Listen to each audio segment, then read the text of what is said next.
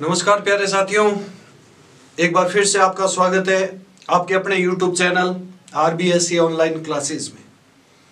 Last video में अपन ने chapter number 15 करा था। आज एक और नए चैप्टर के साथ में स्टार्ट कर रहे हैं इस वीडियो को। अपना नया चैप्टर है चैप्टर नंबर 3, स्वराष्ट्र गौरवम, अपने राष्ट्र का गौरव। स्व मतलब अपने, राष्ट्र का गौरव, गौरव मतलब सम्मान। यानी कि जो भी इस चैप्टर में बात होगी भारत राष्ट्र के बारे में, भारत के बारे में बात होगी। फर्स्ट श्लोक स्टार्ट करते हैं। उत्तरम यत समुद्रस्य, एक एक वर्ड का अर्थ बताऊंगा, ध्यान से समझिए, वीडियो को एकदम अच्छे से देखिए। आपका पूरा ध्यान बोर्ड के ऊपर, बोर्ड के अंदर खो जाओ, एक एक वर्ड आपको समझ में आएगा। उत्तरम यत समुद्रस्य हिमाद्रेश चैव दक्षिणम, जिसके उत्तर में हिमाद्री, हिमाद्री में हिमालय है, उत्तर में जिसके हिमालय है, और दक्षिणे मतलब दक्षिण, मतलब दक्षिण में समुद्रस्य मतलब समुद्र। उत्तर में जिसके हिमालय है और दक्षिण में जिसके समुद्र है, वर्षम तत् भारतम, वह भारतवर्ष कहलाता है। कौन सा देश भारत कहलाता है? जिसके उत्तर में हिमालय है और दक्षिण में जिसके समुद्र है, वह भारतवर्ष कहलाता है। तत्मिस वह भारतवर्ष कहलाता है। यत्र में जहां पर भारती, भारती मतलब होता है सरस्वती, जहां पर मां सरस्वती की संतति मतलब संतानें रहती। जिसके उत्तर में हिमालय है और दक्षिण में जिसके समुद्र है, वह तत्मिस वह भारतवर्ष कहलाता है। जहां पर, यत्र में जहां पर भारती यानी कि सरस्वती मां की संतति मतलब संतानें रहती। क्लियर? नेक्स्ट श्लोक है हिमालय, बहुत इंपॉर्टेंट श्लोक है, ध्यान से समझिएगा। हिमालयात समारभ्य, हिमालय से समारभ्य मतलब प्रारंभ करके, सम प्लस आरभ्य, सम उपसर्ग हो गया, आरभ्य मतलब आरंभ करके। हिमालय से आरंभ करके यावती, अब इसका संधि विच्छेद करते हैं, इससे इजीली आपको समझ में आ जाएगा। संधि विच्छेद होगा यावत प्लस इंदु सरोवरम, यावत प्लस इंदु सरोवरम। यावत मतलब जहां तक, इंदु, इंदु मतलब हिंद, सरोवर मतलब महासागर है। इंदु कहते हैं हिंद महासागर को। हिमालय से समारभ्य मतलब प्रारंभ करके, यावत मतलब जहां तक, इंदु सरोवर मतलब हिंद महासागर है। तम्मिस वह, देव मतलब देवताओं के द्वारा, निर्मित मतलब बनाया गया देश, हिंदुस्तान प्रचक्षति मिस कहा जाता है। वह देवताओं द्वारा बनाया गया देश हिंदुस्तान कहा जाता है। हिमालयात समारभ्य मतलब हिमालय से प्रारंभ करके, यावत मतलब जहां तक, इंदु सरोवर मतलब हिंद महासागर है, तम्मिस वह देव निर्मित मतलब देवताओं द्वारा बनाया गया देश हिंदुस्तान कहा जाता है। क्लियर? बहुत इंपॉर्टेंट श्लोक है। नेक्स्ट, संप्राप्य भारते जन शतकर्मसु परांग मुख, भारत में जन्म संप्राप्य में प्राप्त करके भी, भारते में, भारत में सप्तमी विभक्ति है, अधिकरण कारक, क्योंकि भारत में जन्म लिया है तो जन्म लेने का आधार हो गया भारत, इसलिए आधार होता है वो, क्रिया की सिद्धि में जो आधार होता है वो अधिकरण कारक कहलाता है, और अधिकरण कारक में सप्तमी विभक्ति का प्रयोग होता है। तो भारत में जन्म संप्राप्य में प्राप्त करके भी, जो शत मतलब अच्छे, कर्मसु मतलब कर्मों से, परांग मुख मतलब विमुख है। भारत जैसे पवित्र और धार्मिक देश में जन्म लेके भी जो शत मतलब अच्छे कर्मों से, परांग मुख मतलब विमुख है, मतलब जो अच्छे कार्य नहीं कर रहा है, वह पीयूष, पीयूष मतलब होता अमृत के कलश को, हित्वा मतलब छोड़कर, अमृत के कलश को हित्वा में छोड़कर, विष मतलब जहर के, भांड मतलब बर्तन का, उपाश्रिता मतलब आश्रय ले रहा है।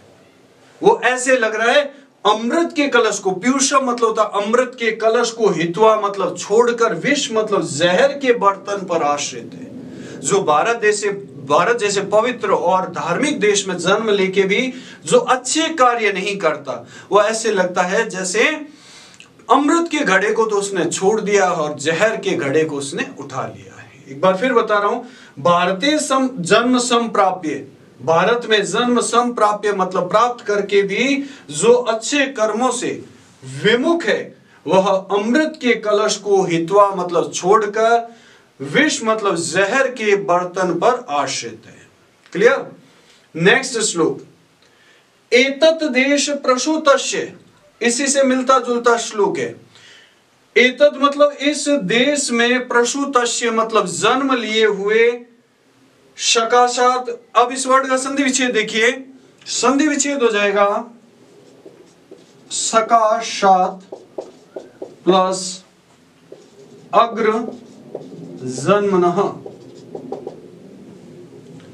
अग्र जन्मनः मतलब श्रेष्ठ लोगों के, सकाशात मतलब साथ रहकर, अग्र जन्मनः मतलब श्रेष्ठ लोग, अच्छे लोगों के, सकाशात मतलब साथ रहकर, पृथ्व्या मतलब पृथ्वी के, सर्व मतलब सभी, मानवः मतलब मनुष्यों को, स्वम स्वम मतलब अपने अपने चरित्र की, शिक्षरेण मतलब शिक्षा लेनी चाहिए। एतत् मतलब इस देश में, प्रसूतस्य मतलब जन्म लिए हुए, अग्र जन्मनः मतलब श्रेष्ठ लोगों के, सकाशात मतलब साथ रहकर, पृथ्वी के सभी मनुष्यों को अपने अपने चरित्र की शिक्षा लेनी चाहिए। कहने का तात्पर्य यह है कि भारत में जन्म लिए हुए श्रेष्ठ लोगों को देखकर, उनके साथ रहकर, पृथ्वी के सभी मनुष्यों को अपने अपने चरित्र की शिक्षा लेनी चाहिए, उनसे सीखना चाहिए। नेक्स्ट है, राष्ट्र दृष्टिम नमस्यामो राष्ट्र मंगलकारिणम, राष्ट्र का मंगल करने वाली, राष्ट्र का मंगल, मंगल मतलब होता भला, कारिणा मतलब करने वाली, राष्ट्र दृष्टि को नमस्यामो मिस नमस्कार है। राष्ट्र का मंगल करने वाली राष्ट्र दृष्टि को नमस्कार है। भावार्थ यह है कि जो मनुष्य राष्ट्र का भला सोचता है, उस भला सोचने वाली उसकी सोच को नमस्यामो मिस नमस्कार है। यया विना मतलब, यया मतलब जिसके, विना मिस बिना, जिसके बिना, स्व मतलब अपने, निकट मतलब पास स्थित, राष्ट्र भी न पश्यंती मतलब नहीं दिखाई देता, जिसके बिना अपने पास स्थित राष्ट्र भी दिखाई नहीं देता। एक बार फिर बता रहा हूं, फिर इसका मैं भावार्थ समझाता हूं आपको। राष्ट्र का मंगल करने वाली राष्ट्र दृष्टि को नमस्यामो में नमस्कार है। यया जिसके बिना, स्व मतलब अपने, निकट स्थित मतलब पास स्थित राष्ट्र भी, न पश्यंती मतलब नहीं दिखाई देता। कहने का तात्पर्य यह है कि व्यक्ति जिस देश में रहता है, उस देश के प्रति अगर उसकी यह सोच होगी कि मेरा देश है, मुझे इसकी उन्नति करनी है, तो उसकी उस सोच को कवि कहता है कि नमस्कार करता हूं। अगर वो सोच नहीं होगी तो वो चाहे जिस देश में रहता है, वो देश उसके पास होता हुआ भी उसे दिखाई नहीं देता, अर्थात वो उसकी भलाई के लिए कुछ भी नहीं कर सकता। नेक्स्ट है, देखिए, जन्मभूमि और जननी, जननी और जन्मभूमि को स्वर्ग से भी ज्यादा श्रेष्ठ बताया गया है। राम कहते हैं लक्ष्मण को कि हे लक्ष्मण, अपि स्वर्णमयी मतलब सोने से बनाई गई लंका भी मैं मिस मुझे न रोचते मिस अच्छी नहीं लगती। रुच धातु अपन ने चतुर्थ विभक्ति में पढ़ी थी। रुच का होता था अर्थ अच्छा लगना, और न आ गया तो अच्छी नहीं लगती। कि हे लक्ष्मण, मुझे स्वर्णमयी मतलब सोने से बनी हुई लंका भी न में रोचते मतलब अच्छी नहीं लगती। क्यों? क्योंकि जननी मिस माता और जन्मभूमि सर्वगात अपि, इस वर्ड का संधि विच्छेद हो जाएगा, सर्वगात प्लस अपि, स्वर्ग से भी अपि मतलब भी, गरी यशी मतलब श्रेष्ठ है। क्योंकि माता और जन्मभूमि स्वर्ग से भी ज्यादा श्रेष्ठ है। राम कहते हैं कि हे लक्ष्मण, मुझे स्वर्णमयी मतलब सोने से बनाई हुई लंका भी ना में रोचते मतलब अच्छी नहीं लगती, क्योंकि माता और जन्मभूमि स्वर्ग से भी ज्यादा गरियसी मतलब श्रेष्ठ है। नेक्स्ट है कि राष्ट्र किसे कहा जाता है, किस भूमि को एक राष्ट्र कहा जाएगा, वो बता रहे समान संस्कृति मताम। समान संस्कृति को मताम मतलब मानने वाले लोगों की, यावती मतलब जितनी, समान संस्कृति को मताम मतलब मानने वाले लोगों की, यावती मतलब जितनी, पितृ मतलब पैतृक, पैतृक मतलब था जो पूर्वजों से प्राप्त हुई, पितृ मतलब पैतृक, और पुण्य, पुण्य मतलब पवित्र, भू मतलब भूमि होती है। समान संस्कृति को मानने वाले लोगों की यावती मतलब जितनी, पैतृक और पवित्र भूमि होती है, तावती मतलब उतनी, भुवम आवृत्य, इसका संधि विच्छेद हो जाएगा भुवम प्लस आवृत्य। भुवम मतलब धरती से, आवृत्य मतलब घिरा हुआ, भुवम इस धरती से, आवृत्य मतलब घिरा हुआ, राष्ट्र मेकम, इसका संधि विच्छेद हो जाएगा राष्ट्रम प्लस एकम, एक राष्ट्र निगदते मिस कहा जाता है। उतनी भूमि से घिरा हुआ एक राष्ट्र कहा जाता है। कौन सा एक राष्ट्र कहा जाएगा, जहां पर एक तरह की संस्कृति को मानने वाले लोग होंगे और जो उस धरती के प्रति अपना पैतृक भाव रखेंगे, जो ये सोचेंगे कि धरती है मेरे पूर्वजों से मुझे प्राप्त हुई है, और उसके उस धरती के प्रति, उस देश के प्रति पवित्र भावनाएं रखेंगे, उसकी उन्नति में आगे ले जाने वाली भावनाएं रखेंगे, उसे ऊपर उठाने वाली भावनाएं रखेंगे, उतनी भूमि से घिरा हुआ एक राष्ट्र कहा जाता है। परंतु ये कह रहा है कि जहां पर ये दोनों ही चीजें नहीं होती, नेक्स्ट श्लोक का बता रहा हूं कि जहां पर व्यक्ति ना तो ये मानता है कि ना तो मुझे पूर्वजों से प्राप्त हुई, ना तो मेरी पैतृक भूमि है, और ना ही इसके प्रति कोई पवित्र भावना रखता है, तो वो उस राष्ट्र के प्रति कभी भी उस व्यक्ति के मन में अपनेपन की भावना उत्पन्न नहीं हो सकती। ये देखिए कह रहा पितृभूत्वम मतलब जहां पर पैतृक भाव, और पुण्य भूत्वम मतलब पुण्य भाव, पवित्र भाव, द्वयम मतलब दोनों, यस्य मतलब जहां पर, न विद्यते मतलब विद्यमान नहीं होते, जहां पर व्यक्ति के मन में ना तो पैतृक भाव होता है और ना ही पुण्य भाव होता है, तस्य मतलब उस राष्ट्र के प्रति, स्वत्वम, स्वत्वम मतलब अपनेपन की भावना, न किल अर्हति मतलब उत्पन्न नहीं हो सकती। जिस व्यक्ति के मन में राष्ट्र के प्रति न तो अपनेपन की भावना होगी, पैतृक भाव होगा, वो ये नहीं मानेगा कि ये मुझे पूर्वजों से प्राप्त हुआ है, और ना ही उस राष्ट्र के प्रति पवित्र सोच रखेगा, उस राष्ट्र के प्रति उस व्यक्ति के मन में कभी भी अपनेपन की भावना उत्पन्न नहीं हो सकती।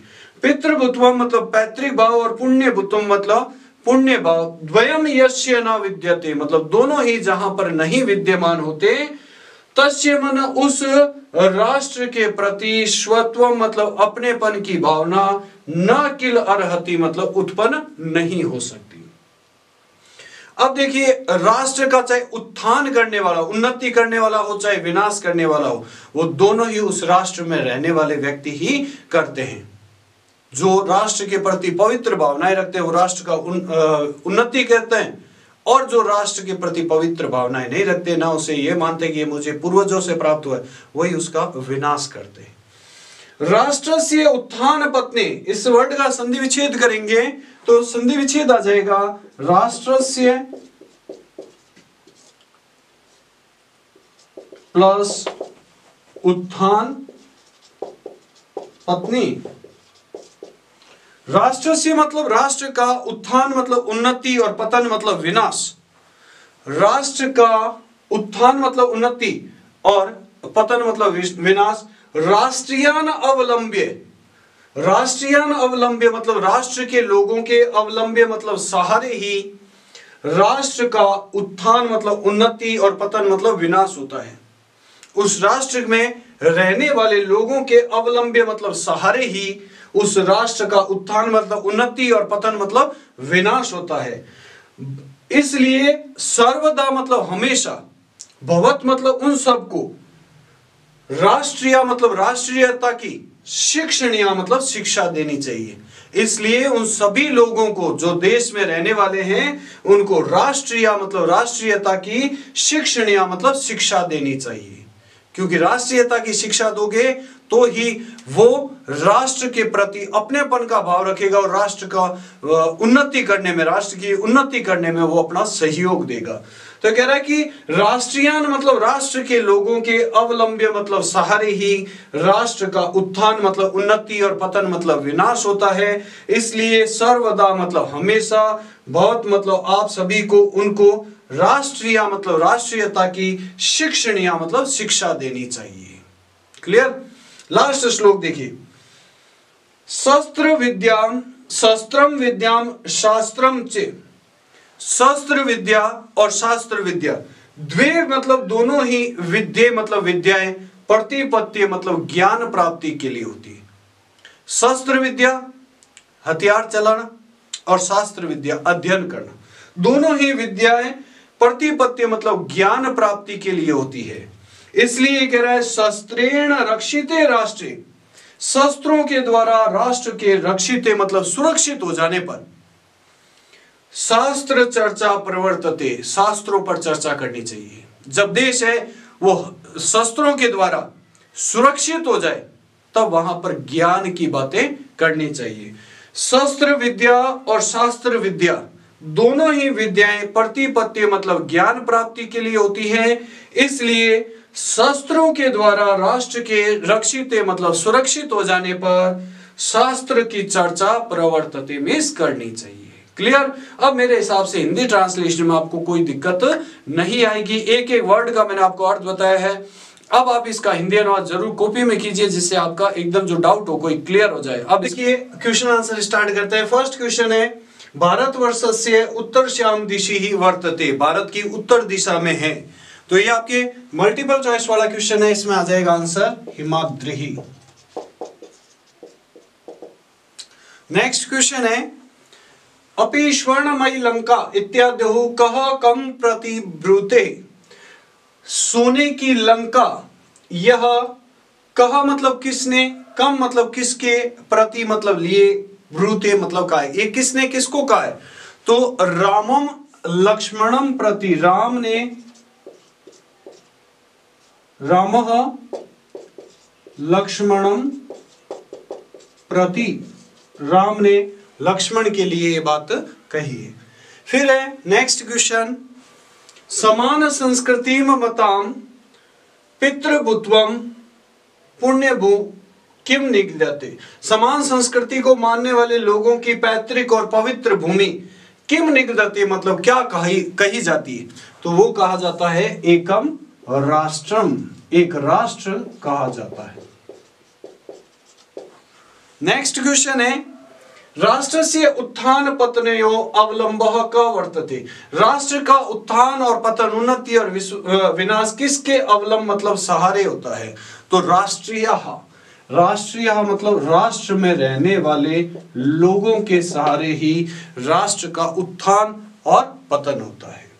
अब क्वेश्चन आंसर देखिए, भारते जन्म लब्ध्वा अपि यो जनः, भारत में जन्म प्राप्त करके भी यो जनः मतलब जो व्यक्ति सत्कर्म मतलब अच्छे कर्मों से परांग मुखा मतलब विमुख है, सह किम त्यक्त्वा मतलब वह क्या छोड़कर, किम प्राप्तुम इच्छति मतलब क्या प्राप्त करना चाहता है। तो अपन ने श्लोक पढ़ रखा है, उसमें यह है कि पीयूष कलशम हित्वा, पीयूषम कलशम हित्वा विष भांडम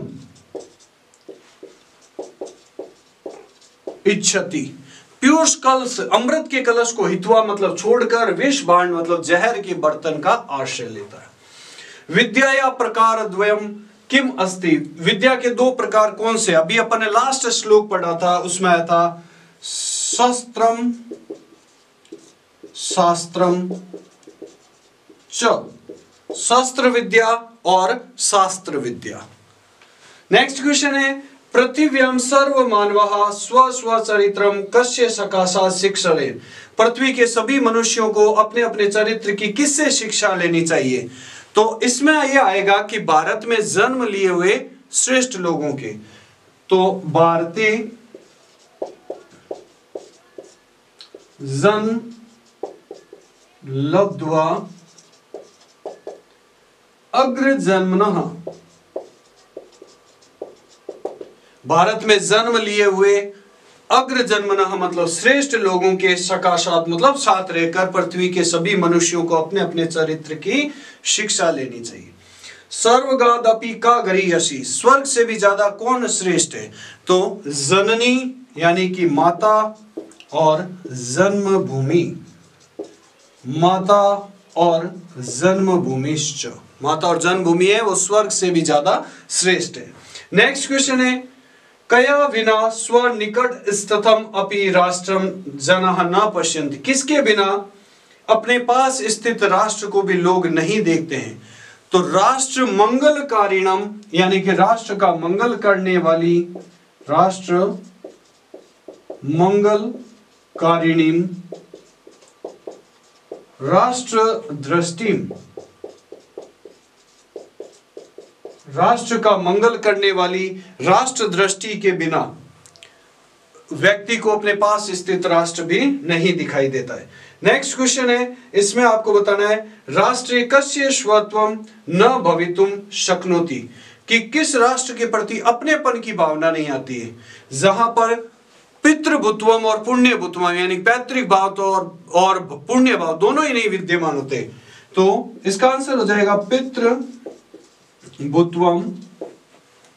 पुण्यभूत्वम द्वयम यस्य न विद्यते। जहां पर पैतृक भाव और पुण्य भाव दोनों ही विद्यमान नहीं होते, उस राष्ट्र के प्रति कभी भी अपनेपन की भावना नहीं उत्पन्न हो सकती। शास्त्र चर्चा कदा प्रवर्तते, शास्त्रों पर कब चर्चा करनी चाहिए? जब राष्ट्र क्या हो जाए? शस्त्रों के द्वारा सुरक्षित हो जाए। तो इसका आंसर हो जाएगा शस्त्रेण, लास्ट श्लोक, रक्षिते राष्ट्रे, शस्त्रों के द्वारा राष्ट्र के सुरक्षित हो जाने पर शास्त्रों की चर्चा करनी चाहिए। नेक्स्ट क्वेश्चन देखिए, हिमालयाद समारभ्य, प्रश्न निर्माण करना है। हिमालयाद, आत या आद, किसकी पहचान बताई हुई है? मैंने आपको प्रश्न निर्माण की ट्रिक बताई हुई है। तो हिमालयाद में पंचमी विभक्ति है, जहां पर आत आ जाए वहां पर प्रश्न का मैंने आपको ट्रिक बताई हुई है, कस्मात से प्रश्न बनेगा, कस्मात। ठीक है, धन्यास्तु ते शंति, प्रथमा का बहुवचन है तो इसमें के आ जाएगा, जहां पर प्रथमा का बहुवचन। फिर है मे न रोचते, चतुर्थी विभक्ति है, चतुर्थी विभक्ति में मैंने आपको प्रश्न निर्माण की ट्रिक बताई थी, कस्मई। सारे प्रश्न अगर आपने वो प्रश्न निर्माण की ट्रिक याद कर रखी है तो उसके अनुसार बन जाएंगे। शस्त्रेण, अब देखो मूल शब्द है शस्त्र, अंतिम वर्ण के ऊपर एक ही मात्रा पीछे ना लगा हुआ है, तो ये तृतीय विभक्ति है। तृतीय विभक्ति मैंने आपको पहचान बताई हुई है, केन।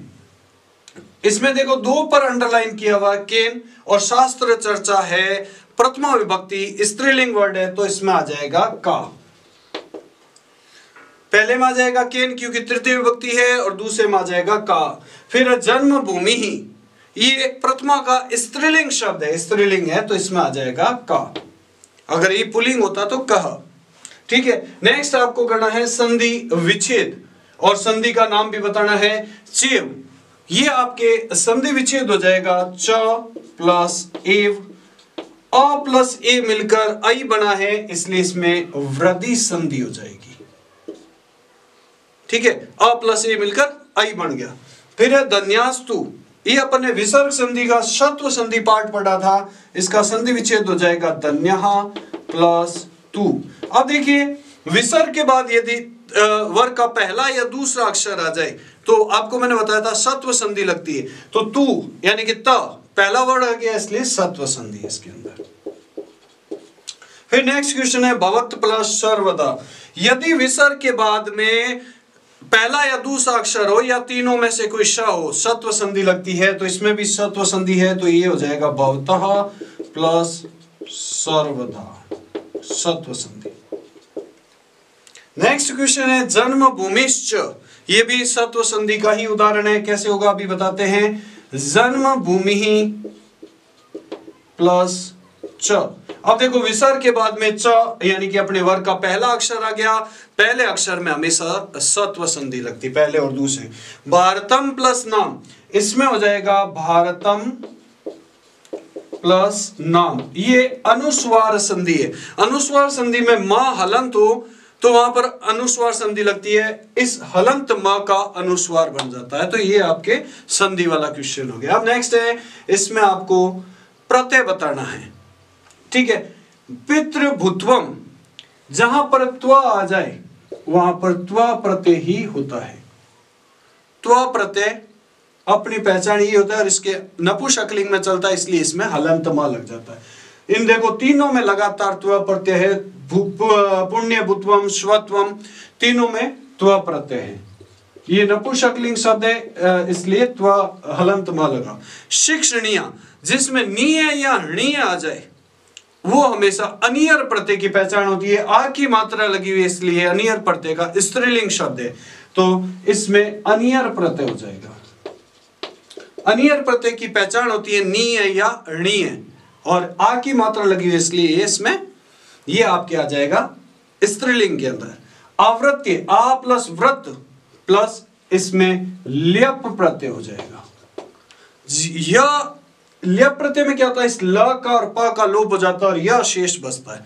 तो आ उपसर्ग हो गया, व्रत धातु हो गया और ल्यप प्रत्यय हो गया। भवितुम, तुम का मैंने अभी एक लास्ट वीडियो में बताया था, तुमुन प्रत्यय होता है। तुमुन में देखिए तुमुन प्रत्यय होता है, ये 9th में आपने पढ़ा होगा। इस उ का और ना का लोप हो जाता है और तुम शेष बचता है। जहां पर तुम आ जाए वहां पर तुमुन प्रत्यय होता है। फिर अवलंबे, अव प्लस लंब और यह आ गया, इसका मतलब इसमें भी ल्यप प्रत्यय है। और हित्वा, त्वा जहां पर आ जाए देखिए कत्वा प्रत्यय होता है, 9th का प्रत्यय है ये। का लोप हो जाता है और त्वा शेष बचता है। जहां पर त्वा आ जाए वहां पर कत्वा प्रत्यय होता है। तो ये आपका चैप्टर 3 कंप्लीट हो गया। कैसा लगा, कितना समझ में आया, आप कमेंट बॉक्स में जरूर बताएं। कोई डाउट हो तो मेरे से पूछ सकते हैं।